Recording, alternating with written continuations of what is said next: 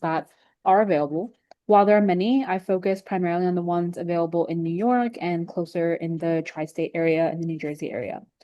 Um, if there are any questions, feel free to use the chat at any time.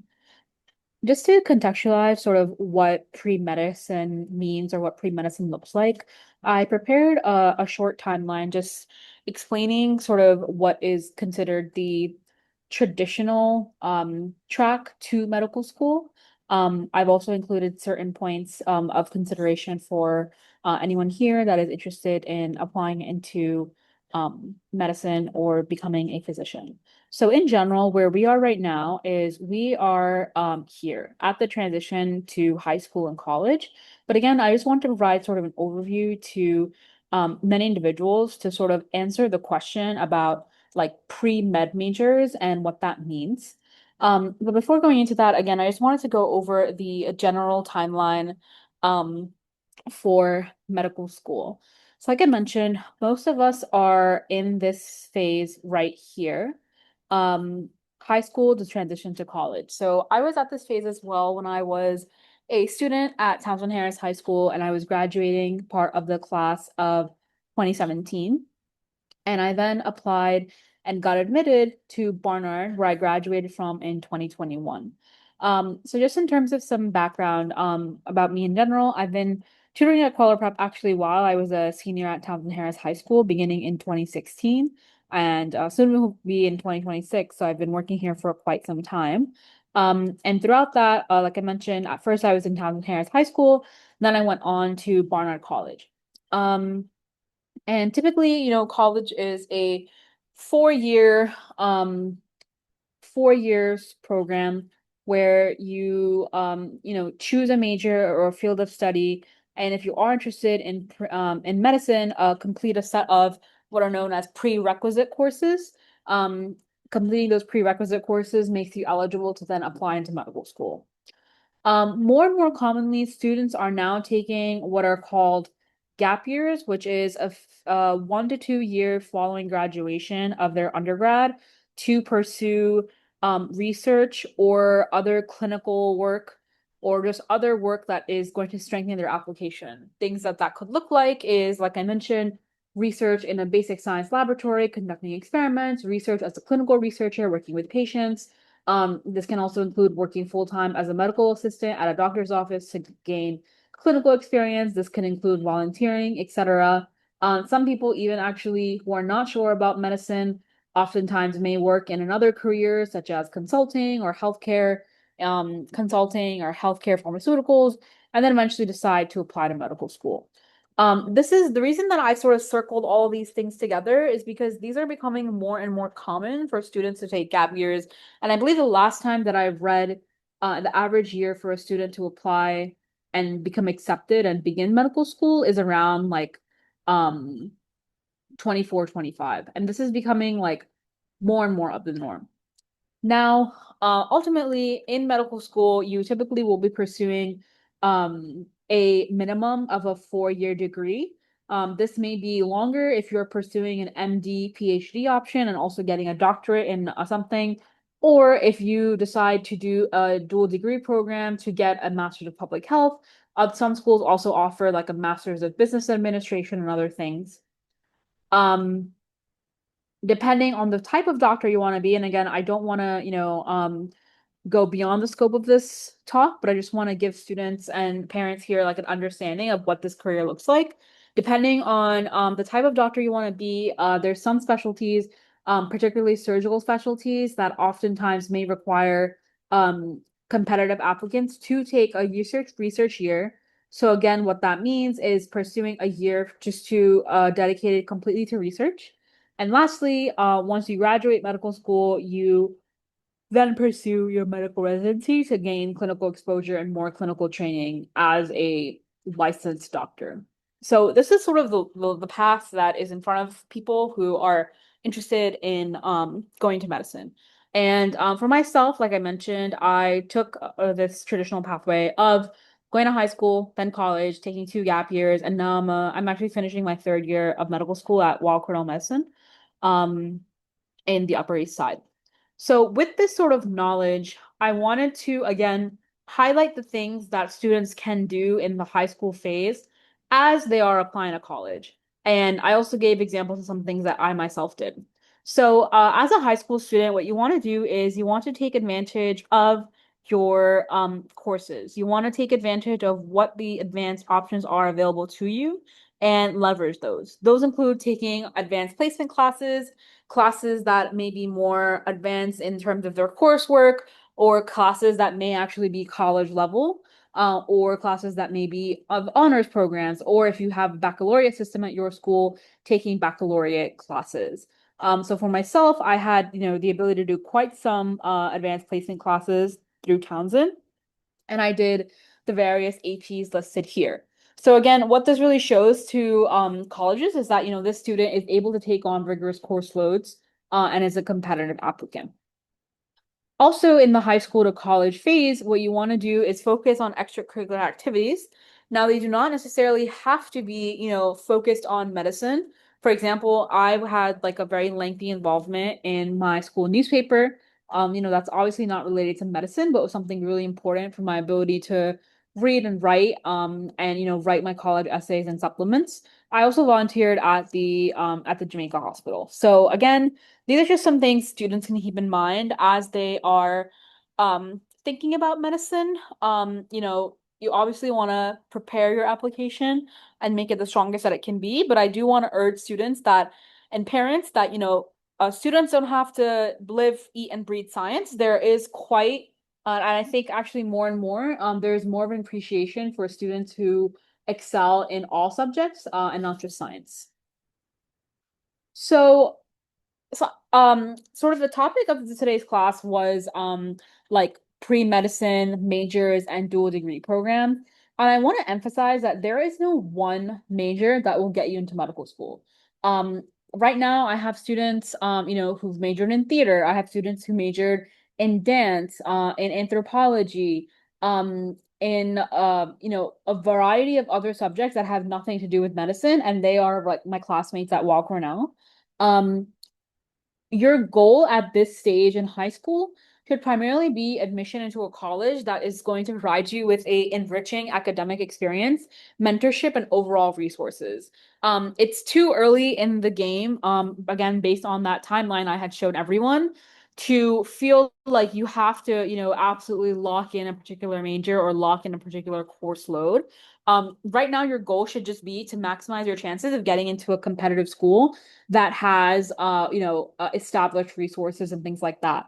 So, for example, while I went to Barnard, which is like a smaller liberal arts school part of Columbia, and it is a liberal arts school, Barnard had a variety of resources that I was able to take advantage of and strengthen my application for medical school. This included like an exclusive summer research institute that provided me like with dedicated research time in the summer at a fully funded program at Barnard. And that was something that, definitely caught the eyes of admissions counselors when I applied to medical school because I had that research experience.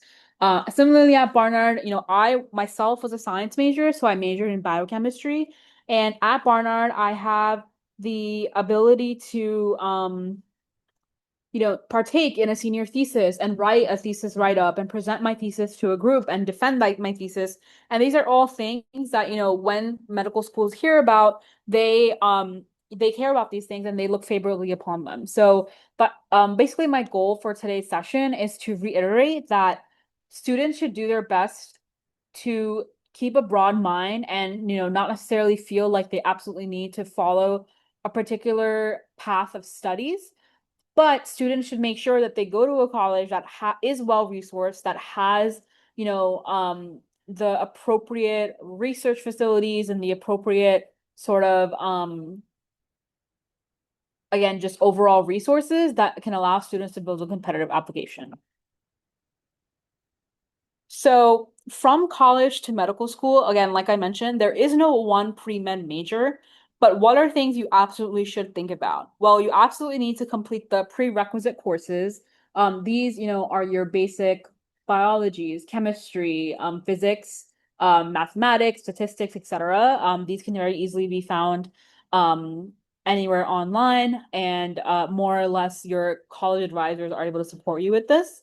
But again, what are sort of the things that you should absolutely be thinking about as you are in college, and as you're applying to college? Well, you want to make sure you're going to a school that, again, like I mentioned, has the ability to connect you with research experiences.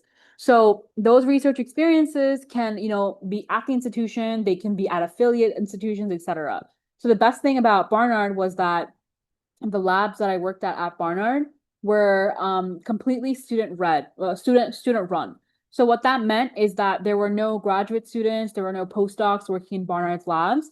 I directly had mentorship and contact with my professor, and I was exclusively running experiments, designing experiments, and that really taught me like independent experimental work. And that is something that I also talked about quite proudly in my applications to medical school. So as students are looking to apply to college and are thinking about which college to go to, this is something that they can consider. Does my college have research experiences? There's some colleges that, are affiliated with a medical school, or there's some colleges that are affiliated with a medical like hospital. So for example, like uh obviously the top of my head, I have Columbia University, which has an affiliated like hospital. Again, these are like definitely top schools, but there are many other options. There's University of Rochester, which is an undergrad school, but also has like affiliated medical school. There is obviously Harvard University, which has an affiliated medical school, etc. So again, having these affiliations are some things that students can take advantage of. Um, and reach out to professors in their network in their undergraduate studies, but they can reach out to to professors and other physicians who are at the medical school that their institution is affiliated with. If there is no affiliation, if they're, as long as they're a medical school local to you, again, the options are unlimited. But this is what I'm emphasizing here is that research experiences are very important to consider. You also have clinical experiences that it's important to think about when you are, deciding to um, plan out your college trajectory. These can include things like working or volunteering at free clinics, working or volunteering at hospital centers, or conducting paid work as scribes, a medical assistant, or administrative assistants.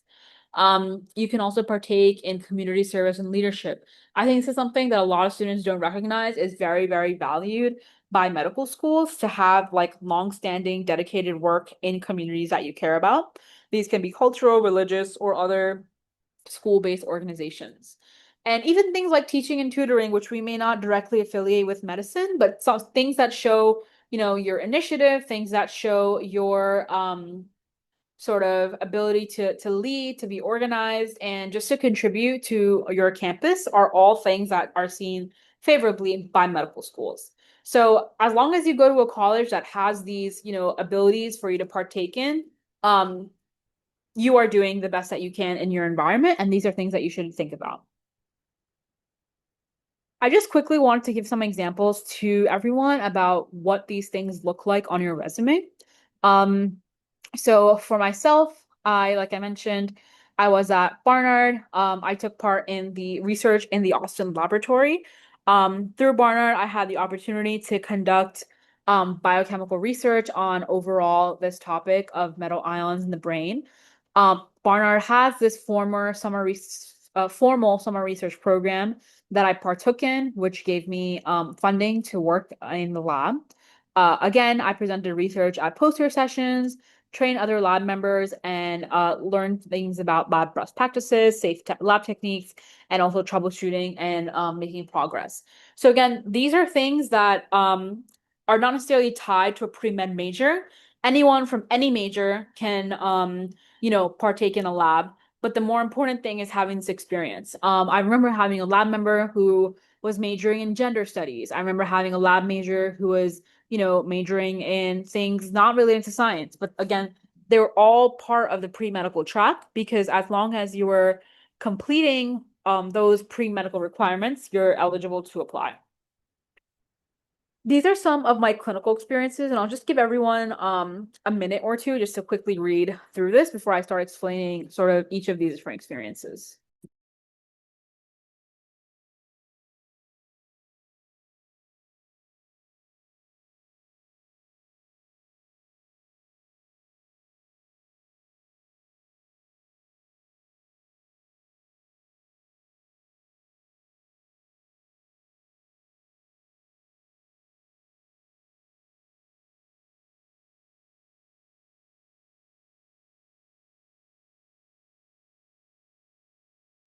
So here I've listed out my clinical experiences and these are not necessarily affiliated with my institution. Um, but these are things that I sort of found for myself. The first being volunteering at the New Life Community Health Center. This is a free clinic that was by my house that I volunteered at to support the homeless community and also to see patients who lack health insurance. My second clinical experience involved me working at New York Presbyterian Hospital as a volunteer. Again, this was something that I sort of set up for myself. I didn't necessarily have school support for. Um, I had to formally, put it upon myself to fill out their application, etc., and work at the hospital. The last experience was actually something that I was able to do because this physician was a Barnard alum and supported Barnard students on the pre-medical journey. So this is an example of how, my school's alumni network was advantageous to me, and I took advantage of this job opportunity. But again, the point being is you want to think about how you can craft clinical experiences as part of your application. If you are interested in applying to medical school, this is a big part of your application, and it's just something that is important for you to have exposure to before you apply. Any questions so far? Feel free to use the chat.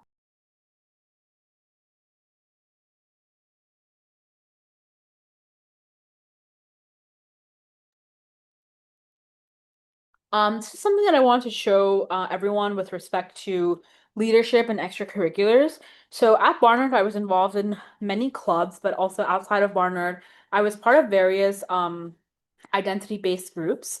So at Barnard, I was president of the Barnard Chemical Society, where I led sort of the college's biochemistry and chemistry department club. We hosted a variety of events relevant to biochemistry, and also just a variety of events bringing together faculty and students within the major.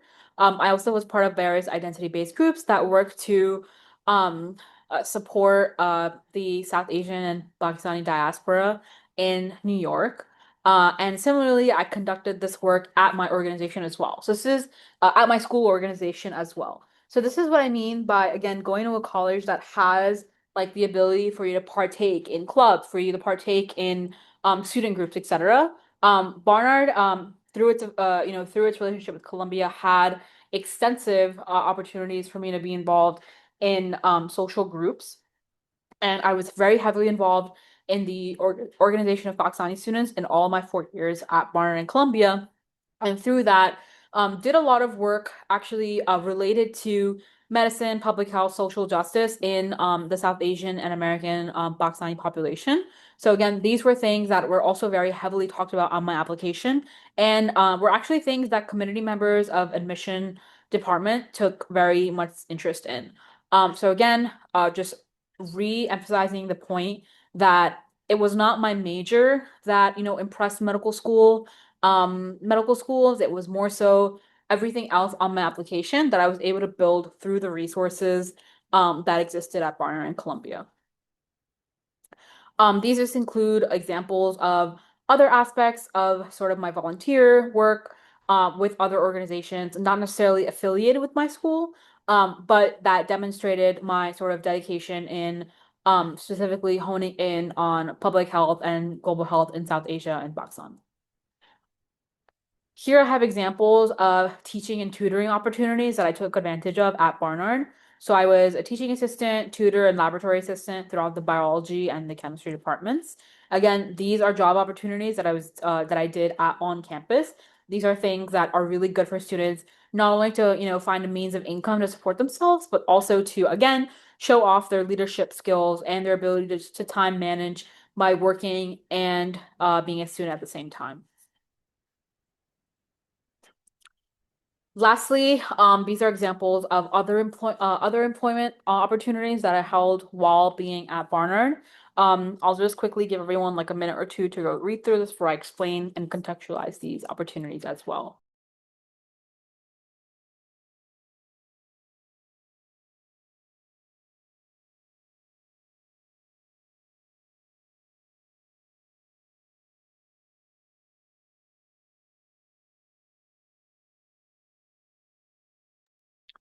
So again, I'm going to start with my time at the Writing Center because this was a initiative that is at Barnard. So again, Barnard is a liberal arts school, and that is something that I actually really appreciated about the institution is that it really allowed me to become a well-rounded applicant.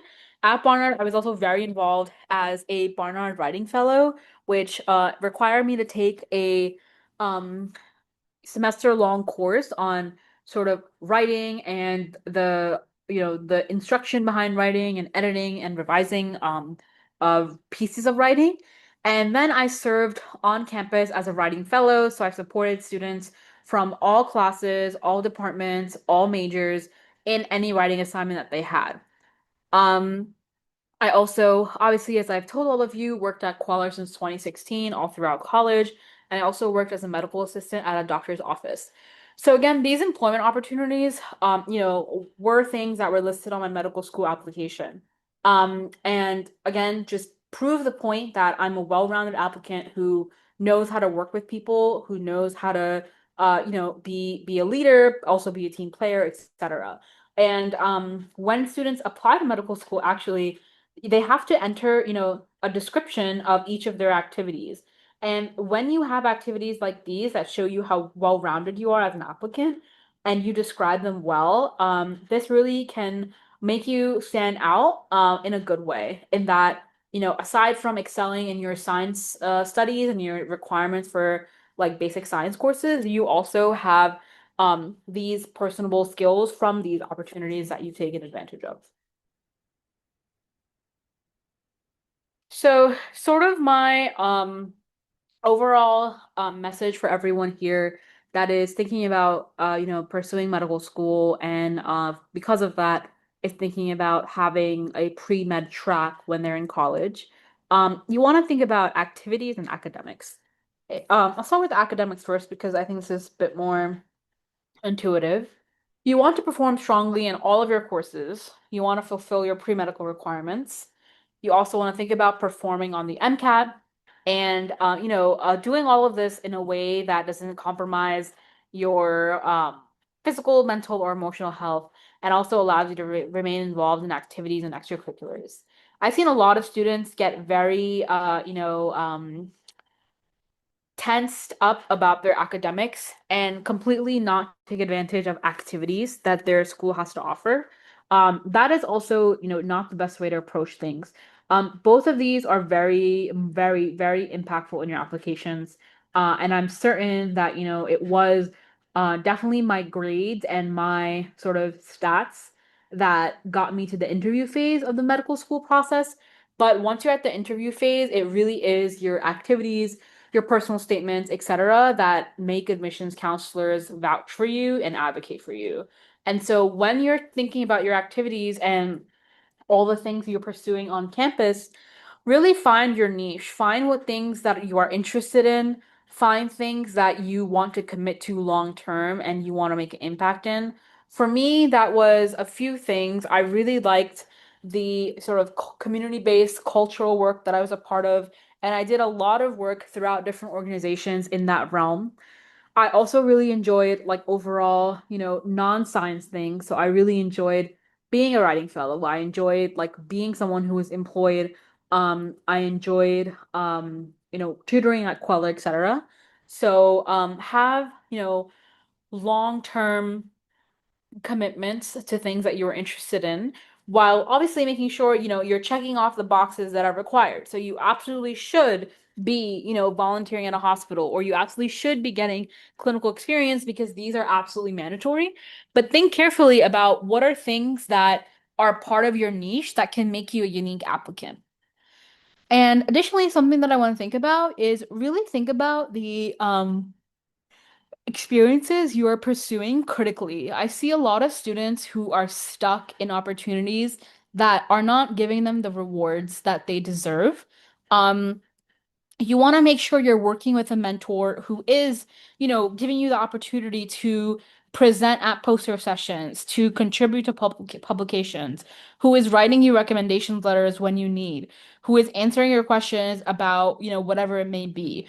If you are not having a valuable experience out of an opportunity you are pursuing, you should think carefully about changing that experience because ultimately you have very limited time as a student and you have to do all of these things both inside and outside the academic space.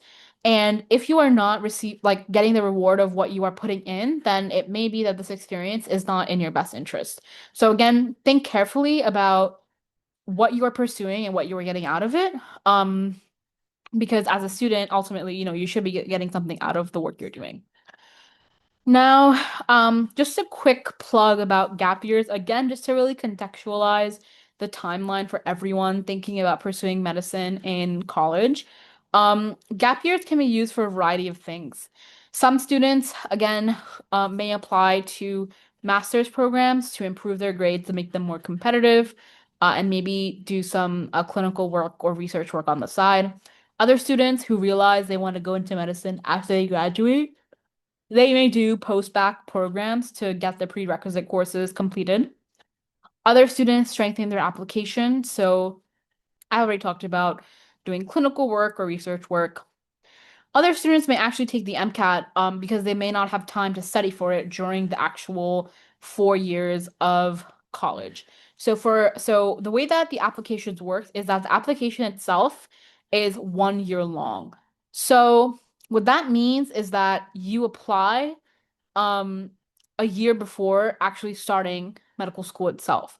So for myself, I actually took 2 gap years because I was a pandemic college student and I wasn't able to take the MCAT during my time at Barnard. What that meant is that I had to take the MCAT after I graduated, and obviously I applied to medical school after I take the MCAT. So the timeline worked out that I took 2 gap years because the application in of itself is 1 year long. So when you submit an application, you start the following year. So I applied in 2022 June, and I found out about my acceptance in about February or March of 2023, and then I started medical school that August. Just giving some everyone some context on how this works, just that they can plan whatever they want to in their undergrad years. Any questions so far?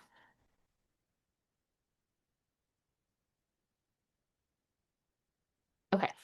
I also wanted to talk about gap year experiences just very quickly before going on to the next point of today's talk, which is the dual degree program.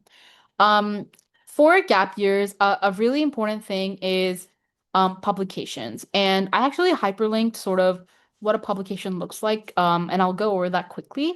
But again, like I mentioned, this gap year job was actually also an opportunity I found through Barnard. This professor is a computational biologist who was in Barnard's biology department. And while I did not research with her as an undergraduate student, I actually researched with her as a full-time research technician following graduation. And this professor and this opportunity overall was really an opportunity that I would say really accelerated my academic and medical career and definitely made me a much more competitive applicant to medical school. Um, as part of this lab, I conducted basic science research on bacteria and antibiotic resistance, and I worked very closely with my principal investigator or um, on a variety of projects. And this mentor, she's an excellent mentor who also gave me the opportunity to get a publication and actually first author publications in very well-known scientific journals. And this is what a publication looks like. And I just want to show everyone this because these are again sort of tangible things that you can talk about as a applicant to medical school. Um, to talk about a publication and having the ability to contribute to the scientific field is huge and is definitely something that will make you a very competitive applicant. This is something that, you may not have the ability to do as an undergraduate student just because of the experience that you have, but it's something that many people are able to do as part of their gap year experiences. And so just something that I wanted to let students know about or parents know about as an opportunity that their child may be able to take advantage of. I see someone raise their hand, but if you're able if you have a question, you can use the chat so everyone can follow along. That would be great. Okay. The next part of this talk will be dual degree programs. Now, I would like to be very honest with the audience here in that dual degree programs are programs that many of my peers are taking advantage of.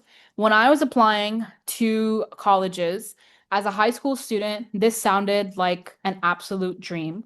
I knew I wanted to go into medicine, so I was very interested in applying to dual degree programs. Some of them are shorter, so they do save 1 year off a typical 8 year education, 4 years of undergrad, 4 years of college. Some of them are your standard 8 year programs, 4 years of college and 4 years of medical school. Now, um,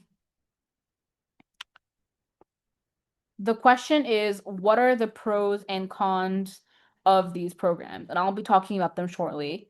Um,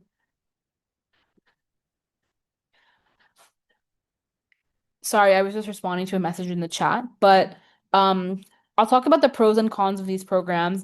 I'll also talk about sort of my headspace as a um, high school student applying to these programs. Of course, I was interested. The prospect of saving off a year was very rewarding. I was actually waitlisted at both Sophie Davis and Brooklyn College's BA/MD program. I had sort of my mentors in high school advocate for me and speak to these programs. They all were sort of told that I was on like the top of the wait list, and if there was a single spot available, I would be accepted. For whatever reason, it didn't work out. But looking back, I'm really, really glad I chose a traditional path, and I'll talk more about why. Um, but for Sophie Davis, this is probably one of the most popular programs or well-known programs in the city. Sophie Davis is a dual degree bachelor's and medical program that requires that you get your bachelor's from City College and then you get your medical doctorate from the CUNY School of Medicine. Now, a pro of Sophie Davis is that it's 7 years, so it shaves off 1 year from your traditional undergrad curriculum. Um, Obviously, the medical school process cannot be shortened. That's 4 years in of itself. When you're applying to Sophie Davis, you have to sit down with an interview with a member of their school. A really big pro about Sophie Davis is that you don't have to take the MCAT, which is the medical college admissions test. Again, any test, standardized test, brings students stress. It's something they have to prepare for. Many students struggle with preparing for the MCAT, and so not taking the MCAT, can also be seen as a pro. Um, and, these are, like I said, some of the advantages to the program. What are the disadvantages, and what can I educate everyone on about now that I am a third-year medical student at Weill Cornell? I would say I actually think it's a disadvantage in a way, not to be taking the MCAT as a undergrad student. The reason for that is medical school and just the medical profession, standardized testing is sort of accepted and established part of it. You're required to take standardized testing. I just finished taking the USMLE Step 1, which is the first big board exam you're required to take in order to become a licensed doctor. This exam is 8 hours long. Soon I will be taking USMLE Step 2, which is another exam required to take to be a licensed medical doctor and is an exam that is very heavily looked upon for when you are applying to residency programs. So exams are an established part of medical school. You'll be taking exams as a student here. I take exams as part of every one of my clinical rotations. Again, these exams also determine my grade and my competitiveness for residency applications. I think if students don't take the MCAT, they don't necessarily sit down and investigate their test taking skills or test taking strategies. And when they are faced with their first standardized test being the USMLE Step 1, I think that can serve as a huge shock. And it's a very big transition. So that is something that I think it's important for people to think about when applying these programs or just when thinking about what do I want to go to this program or do I want to pursue a traditional route? Another thing about this program, these are things that I've heard through some of my peers, some things that I've seen in my own independent research. Again, um, is that this program is has a very heavy primary care focus, and because it's a newer school of medicine, it may not be as it may not have the best resources for students who are planning on majoring in, or sorry, for students who are wanting to go into very competitive medical spe fields. So like I mentioned at the beginning of my talk, sort of the timeline for certain medical specialties requires them to take extra time off to do research, because those fields are so competitive and require a demonstration to long-term scholarship. Things that I've seen in my own independent research and from speaking with others at Sophie Davis is that this is a newer medical school program that may not have as much resources dedicated to these super advanced specialties. And because it has a more primary care focus, it may not have that mentorship and that support. Another thing to consider is that this school is more so a commuter school. That is what I've seen and read online. And so you may not have a traditional college campus experience. And I think something very important is that I have heard students sort of dropping out of Sophie Davis because the reality is people do change their minds. People think they want to go into medicine, they realize they don't for whatever reason. And so, going into a BSMD program can feel like you have locked yourself in too soon. I was 17 when I was thinking about these programs. Now I'm 26, and there's a huge difference in the things I would think about before and the things I think about now. I'm very lucky to say that I have no medical debt because I'm going to a prestigious program like Weill Cornell that is providing me a medical education on a free scholarship, on a full scholarship. More and more schools are becoming tuition free or are offering students need-based financial aid. These are all things that the dual degree programs may not have to offer. So looking back, had I gone to Sophie Davis, had I been accepted, had I gone, I would have had probably hundreds of thousands of dollars in medical school debt, which is standard for many individuals because it's an expensive education. But because I'm now a medical student at Weill Cornell, I have zero medical education debt, which is huge. And is something that is very important for many families and many children as they are thinking about applying to higher education overall. So again, I think these dual degree programs are great and that students should be exposed to them and apply to them, but pros and cons to everything. Another dual degree program I want to talk about is Hofstra's BSMD program. So this is with Hofstra University and its affiliated medical school. This program requires that you enter Hofstra as a freshman, meet certain GPA requirements, and then you go on to their medical school automatically. It also does require that you take the MCAT. It also requires that you apply to the undergrad with standardized testing, such as the SAT, and that you interview with the medical school committee as you are applying as an undergrad. So, things to consider for this program is that it's the same length as your traditional application, and you do have to take the MCAT. So, while it is nice to have that guarantee that you will be, going into medical school, more or less the requirements stay the same. You have to take that standardized test, and it's the same timeline. Another school that has a BSMD program is Brooklyn College. This was another program that I applied to when I was a high school student. Again, same length, so still an 8 years program. Um, used to be with the SUNY Downstate School of Medicine, but now it's affiliated with the CUNY School of Medicine as well. Same as Sophie Davis. So again, here your timeline stays the same: 4 years of undergrad, 4 years of college. But again, you do have that sort of guaranteed acceptance, which is quite helpful. Now, again, like I mentioned, I personally think options are really important and helpful in any stage of your academics. So that is why when I was applying to college, I never did early decision because I wanted to weigh out my options. That worked out well for me. I got into Barnard, and that was a decision that I was very happy with, and acceptance I was very happy with. Same thing for medical school. Looking back, while these programs are very nice and that they do give you a guarantee, I worked really hard during college and I had a good application. So I had over like 15 interviews for medical school, and I got into over 10 programs. And having the luxury of choice, I would say, was really, really helpful for me.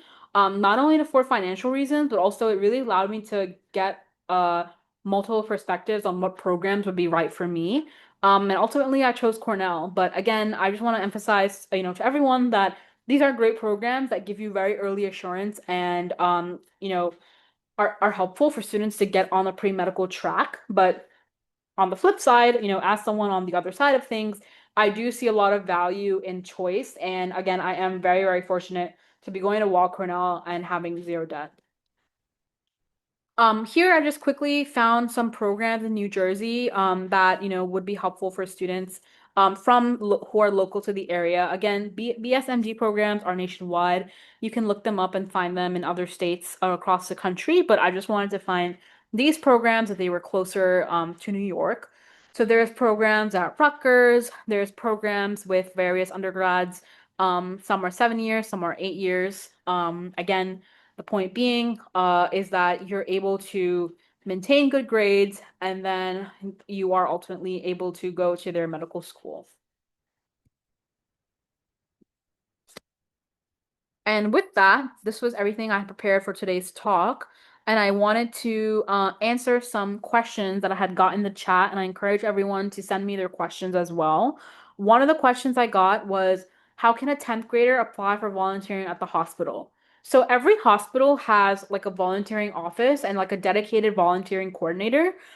You can find the volunteering office online. So for example, if I look up New York Presbyterian volunteer applications, um, every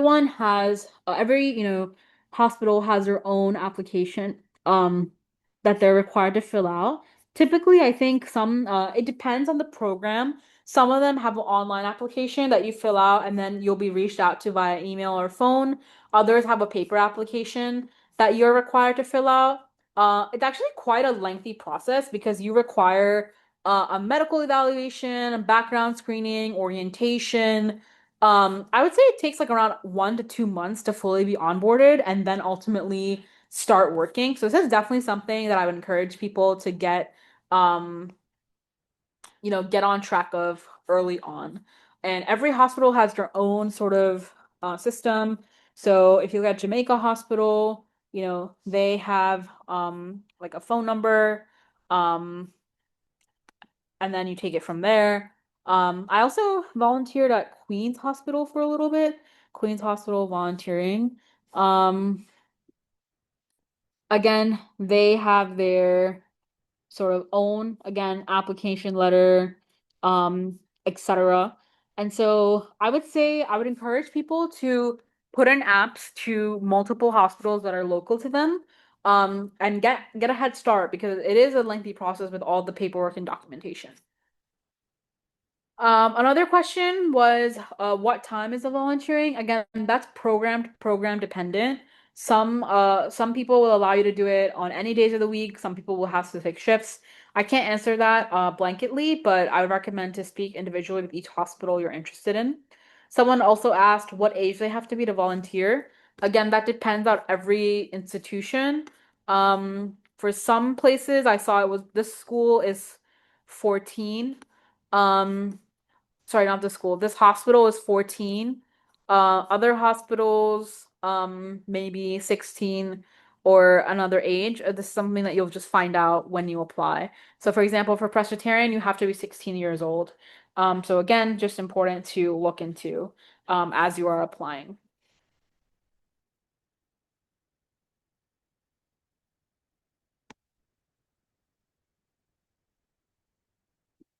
Someone also asked how you apply to work at other clinical facilities. It really is a matter of cold emailing, calling them, asking them if they need help, asking them if they need a volunteer. For all the opportunities that I had, so at the free clinic I worked at, I reached out to them on my own. I called them, asked if they need volunteers. Um, so depending on the type of institution, they might have a formal process. At other places, you might have to just call and ask. And the best way to do that is just Google and find the place that you're interested in. You can even Google something like, free clinic near me. and, call these respective places and see if they need help. Any other questions? These are good questions coming in as of yet. Happy to take any questions about college, medical school, anything in between as well.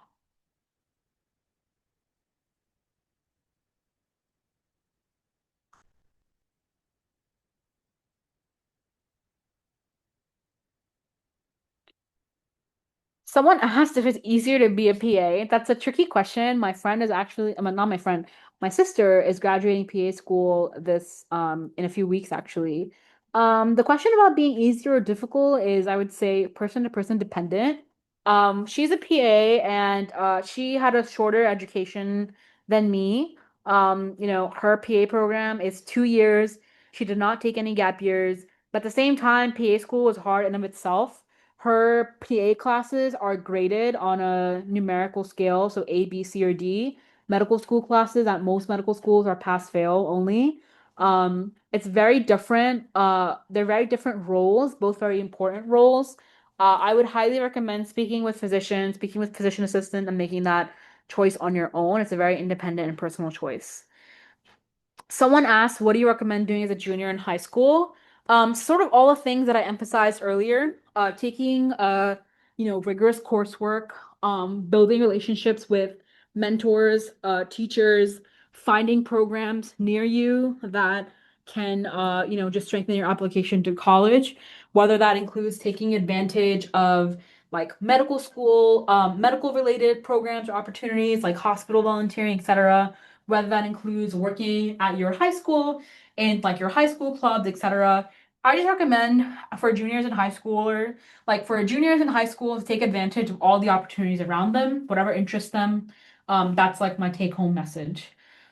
Um, Someone said, what are good extracurriculars for high schoolers? What are some things to keep in mind during interviews? I would say whatever extracurricular you're actually interested in and can commit to long term is the best. Things to keep in mind during interviews. So colleges don't have a lot of interviews in general.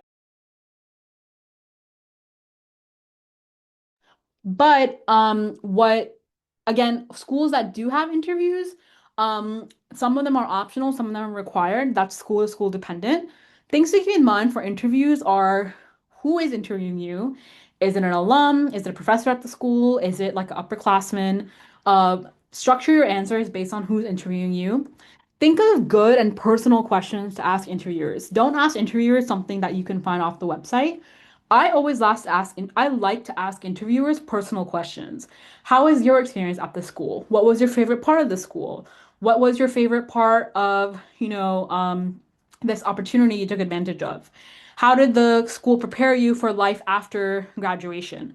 I think asking personal questions is really not as taken advantage of, but it's a really good way to establish a connection and just build a bond with the person interviewing you.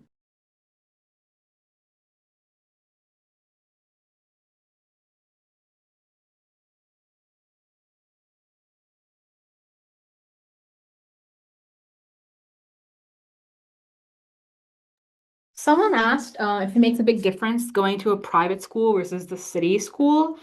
Um, I have mixed emotions about this. There are many students who have come out of the CUNY system, who have gotten into multiple competitive medical school programs.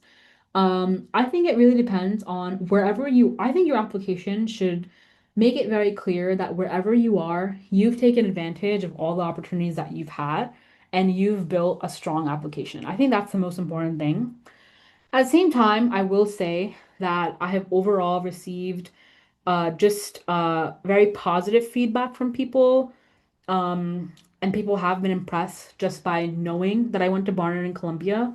And so I do think the name does carry some weight, but the name does not replace a bad application. If you went to Barnard or Columbia and you had a bad application, whether that means you didn't fulfill, like the basic pre-med criteria, whether that means you performed weak in your classes, whether that means your essays were not strong, just because you went to a big name school or a private school, that's not going to compensate for a bad application. On the other hand, if you went to a city school and had a stellar application, which you can definitely develop by working hard, by taking advantage of the resources you have, um, that will show. So again, my overall point is you guys are in a very, very early stage, and I know things can seem quite stressful. And you should put hard work and thought into this, and care about your college applications, because a little effort can go a long way. But ultimately, um, anywhere you go will have opportunities that you can take advantage of. And if there are opportunities that aren't at your school, you can take advantage of opportunities in the city that you're living in the community that you're living in. So there are always sort of opportunities and options. Um, and as I saw, or as I showed everyone, like those opportunities can look like volunteering at hospitals in their local community. So, while there is a lot of advantage to going to a school with a plethora of resources, there are also many, many resources available in your community that you can take advantage of. Any other questions before we end this call for today? I hope the key points, were BSMD programs exist and are very helpful and provide certain advantages, but also may have some disadvantages that are important to think about. And that there is no one major for pre-medicine, but there are certain things that everyone should think about as they're applying to colleges and when they're in college, if they want to go into medicine. There was one question about looking for scholarships. Again, that's school to school dependent, but typically you will get your scholarships for undergrad when you fill out the FAFSA, the federal financial aid form, and when you fill out the individual forms required by each college school. I can't, answer for all schools, but generally the FAFSA is a good step.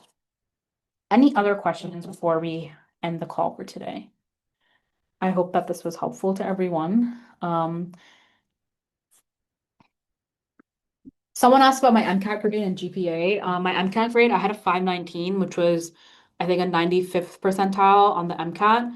The MCAT is graded out of 520. I had a 519. My GPA, I had a GPA of overall GPA of 3.7 and a science GPA of 3.6.